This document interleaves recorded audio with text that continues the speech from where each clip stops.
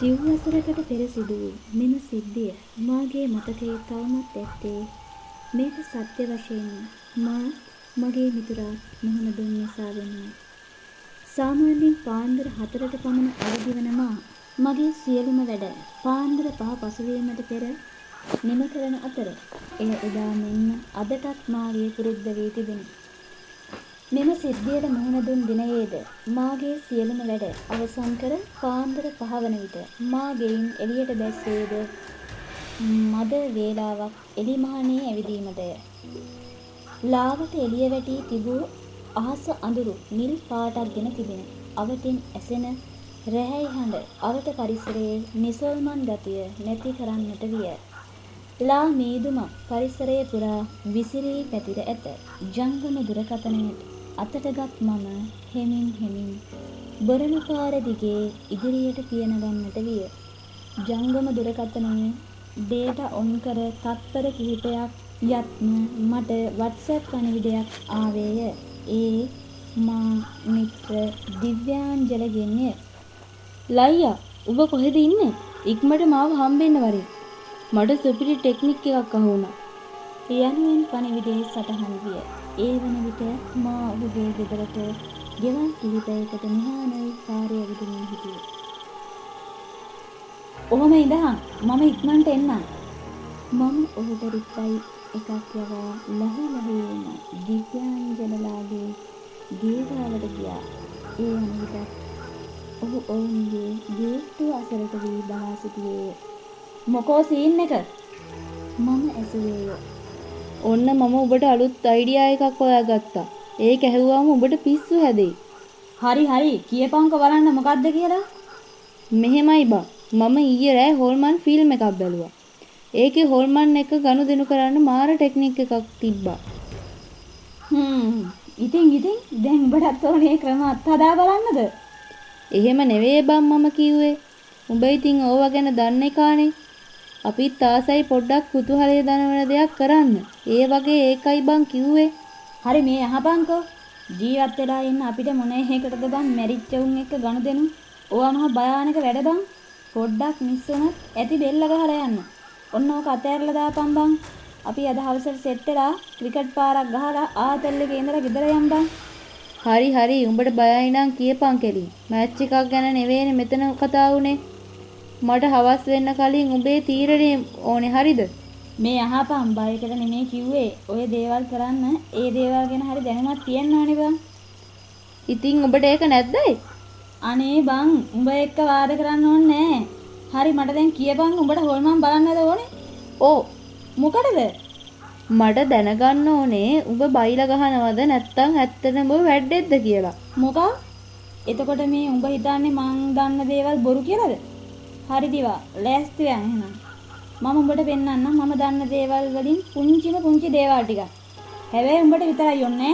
රෑ 11 වෙද්දි කොත්තුවකුත් තරම් ලෑස්ති වෙලා ඉඳහන්. මම එන්නම් උඹට එක්කන් යන්න. අනිවාර්යෙන්ම එන්න ඕනේ. ආයේ රෑ වෙලා බෑ කියන්න බෑ. කියපු විදිහටම රෑ 11 වෙද්දි මම දිවාලගේ ගේ ඉස්සරහට ගියා. මුගේ මූණේ කිසි බයක් නැති පාටක් තමයි තිබ්බේ. කොත්තුව ගත්තද ඔබ? ඕ මේ තියෙන්නේ. දැන් කොහෙටද යන්නේ? ඔය මොකක්ද කරේල්ලන් ඉන්නේ? මේකද බං. පොඩි FM රේඩියෝ එකක්.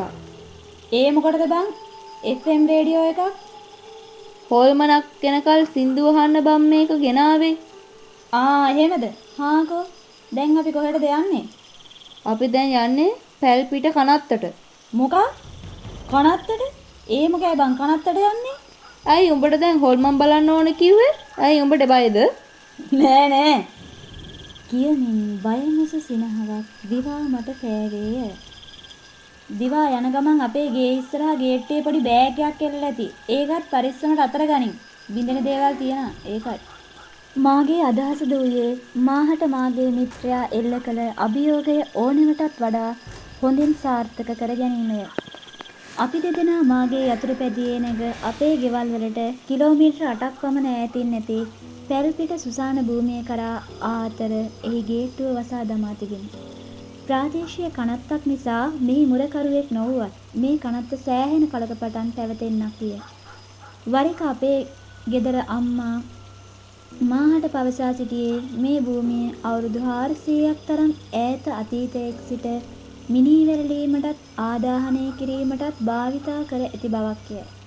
ප්‍රධාන දොරටුවෙන් ඇතුල් වීමට බැරි නිසා කනත්ත අසලින් වැටී තිබූ අඩිපාර දිගේ විදුලි පන්දම් ආධාරයෙන් කනත්තට ඇතුල් විය හැකි කන්දිකටු ඈත් වී ඇති තැනක් සොයා ගිය අපිට යම් තැනකින් ඇතුල් විය හැකි බව පෙනී ගියේය. දිවා අපි මෙතනින් රිංගමු. කෝයේ බෑග් එක ඇතුලේ එක බිත්තරයක් ගනින් කියා මා පැවසීය. දිවා මාහට ලබා දුන් බිත්තරය නොපෙරෙන්නසේ තැබූ මා බිත්තරේ පෙරලෙන්නේ නැතුවා මගේ පස්සෙන් මා එක්කම වරෙන් කියා දිවාට කියා සිටියා. ඔහුද මා පසුපසා අතර ඉන්පසු මගේ කාර්යය වූයේ අලුත වල දැමූ මිනියක් සොයා ගැනීමය.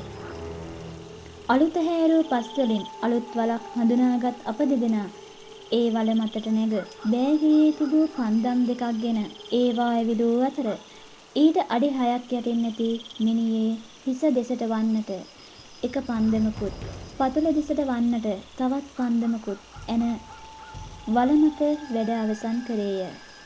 හා හරි. උඹ මෙච්චර වෙලා බලන් හිටියනේ. දැන් ගණින් බලන්න කොත්තුව. ඒ කිව්සනෙන් දිවාගේ මූණ මොකක්ද වුණා. උඹ කොත්තුව දාලාවද? අනේ බං වැඩ වගේ ආවට මගේ හිතට ලාවට වගේ බයකුත් තියෙනවා බං. මේ මාරේ මං ජීවිතේට කනත්තකට ඇවිත් නෑ බං. අනික අපි දෙන්න විතරනේ බං. මේ දිවා මං උඹට උදේ කිව්වනේ මේ වැඩත් එක්ක සෙල්ලම් බෑ කියලා. කෝ ඔය බය පැත්තකින් තියලා ගණින් බං කොත්තුව. අනේ බං ඒක තමා. ඒ කිව්වේ? අනේ බං බය වැඩිකමටද මන්ද කොත්තුව බයික් එකේ එල්ලලාවා බං. ඒක මට අමතක වුණා බං. මම ගිහින් ඒක අරන් එන්නම් බං. මට බයට මේක අමතක වුණා බං. සෝරි බං. හරි මේකයි අවුල. අපි අර කනත්තට රිංගපු තැනදී මං බිත්තරයක් තිබ්බේ. ඒකට මං වතුරලයි තිබ්බේ. අපි මෙතන කරන සෙල්ලමෙන් පස්සේ අපි ඔතනින් එළියට ගිහිල්ලා ඒ බිත්තරේ එතනම කඩලා දාන්න ඕනේ. ඒකෙන් වෙන්නේ අපේ පස්සෙන් මොකෙක් හරි ආවොත් ඌ එතනින් අතර කරන එක. හරි මෙහෙම කරමු. උඹ බිත්තරේ තියෙන තැනටම වරෙන් මාත් එක්ක. ඊට පස්සේ මම එතනින් එළියට ගිහිල්ලා ඉක්මනට කොත්තු අරන් එන්නම්. හරි. එතකොට උඹට අවුලක් වෙයිද බං?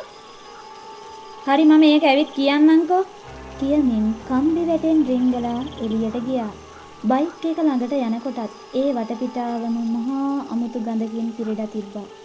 කොත්තුව වටේට මළගිය ප්‍රාණකාරයෝ රැසක් එක් වෙලා මම කොත්තුව දිගෑරලා ඒකෙන් කටක් අරන් ඒකට කෙලපාරක් ගහලා එතන වනල හැදකට විසික් කරලා ඉතුරු කොත්තුවත් අරන් දිවා ඉන්න තැනට ආවා.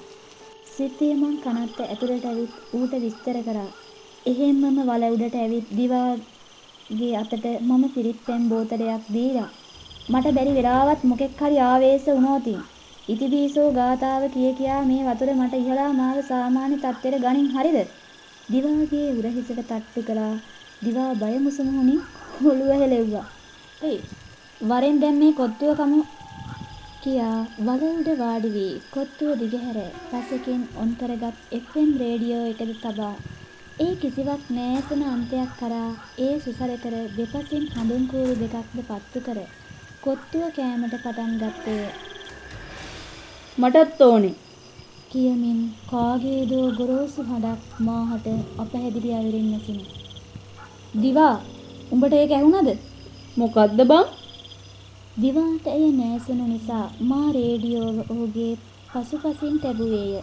එවිට රේඩියෝවෙන් නිකුත් වූයේ මම තොපි දිහා බලාගෙනයි ඉන්නේ කියා ගොරෝසු හඬින්ය.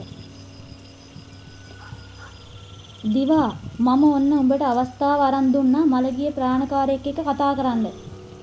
"ඒ ලයියා මේ සිරාමද බං?" "ඔව් අහපන් ඕන ප්‍රශ්නයක්. වැඩි දුර යන්න එපා හැබැයි ඉක්මනට හරිද?" දිවාට සිතේ ඇති දෙයක් ඇසීමට ඉඩ සලස්වා මා පසකට වුණා. "කවුද ඔයා?" දිවාගේ පළමු ප්‍රශ්නය එය විය. "තොපි ඔය ඉඳන් ඉන්නේ මගේ වල උඩ යකෝ." මට නරබිල්ලක් ඕනේ. මම තොපිව මරනවා. මට ලේ ඕනේ. දිවා තත්ත්වයේ දරුණු වෙන්නයි යන්නේ මචං. ඉක්මනට නැගිටලා කොත්තුව අතට ගනින්. මම විගසින් රේඩියෝ විසන්ති කර දැමුවේය. රේඩියෝව කරේ එල්ලාගත් මා දිවාංජලයාගේ වල මතින් නැගිට්ටුවේය. වහා බෑගී තිබූ දෙහි ගෙඩියක්ගෙන මතුරා දිවාට කැපූ අතර එහිමද ලේ පැල්ලමක් විය. දෙවන දෙහි ගෙඩියද කැපූ අතර එහිදමද ලේ පැල්ලමක් විය.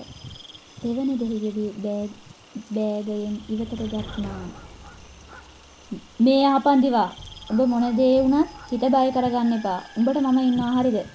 කියා ඔහුගේ බය පහ කර දෙවන දෙහි ගෙඩිය කැපූ අතර එහි ලේ පැල්ලමක් නොවිය. විගස කනත්තෙන් එළියට දිව ගියාට පසුපසින් යමක් ලුහු බඳිනවා කියා දැනුණත් මා දිවාට උපදෙස් දුන්නේ මොනම හේතුවකටවත් ආපසු අප එන පාර පසුපස නොබලන ලෙසයි.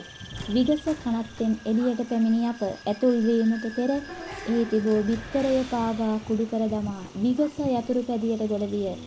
දිවා නැගපන් කියා මම කෑ ගැසුවත් ඔහු යතුරු පැදියට ගොඩ වූයේ මා පසුපස හැරී බැලුවේය.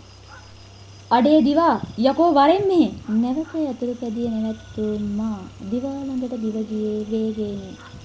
දිවා දැස අයාගෙන කනත්ත දෙස බලා සිටියේ. මා විසින් දිවාට වැරෙන් කනට පහරක් ගසා ඔහු නැවතත් සිහිය එළඹ කරගෙන දෙදෙනාම විගසින් මෙතනින් පිටත්ව කෙන්මන්සලකට ආවේය. දිවා ඔය ඉතුරු කොත්තු ඔතන දිගෑරපන්. මම ඉක්මනට මේ දෙහි ගෙඩිය බයික් එකේ රෝදෙට යට කරන්නම්. උඹට බලන්න ඕන නේද යකාව? අනේ ඕනේ නෑ බං. දැන් ඔය බය වුණා හොඳටම ඇති. දැන්වත් යමන් ගෙදර. මම hina වෙලා දිවා දිහා බලලා එහෙනම් දැන් ඇතිනේ කියලා ජොලිය හොරක් අරන් අපි ආපු පැත්තට හැරිලා මතුරලා ගහලා ඉක්මනටම අනිත් අතට ගෙදර ආවා. දිවාට නම් තාමත් ඒ සිද්ධිය එදා වගේම මතකයි.